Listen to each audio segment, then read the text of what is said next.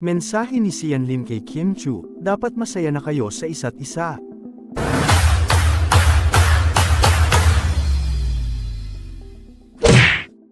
Usap-usapan ngayon ang naging sagot ng aktor na si Sian Lim sa guesting niya sa show ni Dingdong Dantes na Family Feud Philippines kahapon, Biyernes.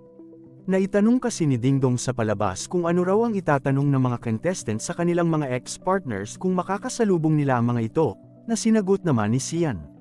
Say ni Sian, pag nakasalubong mo ang ex mo, you should say na, I hope you do find the happiness that you are looking for.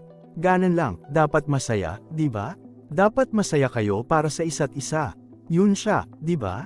Hindi naman nakaligtas sa mata ng mga netizens ang tila defensive na sagot ng aktor lalo pat fresh pa ang hiwalayan nila ng aktres na si Kim Chu at isa pa.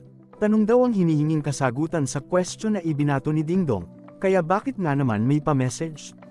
Hirit tuloy ng madla kay Sian, mukha raw may pinaghuhugutan ang aktor sa naging kasagutan at wag daw itong masyadong obvious.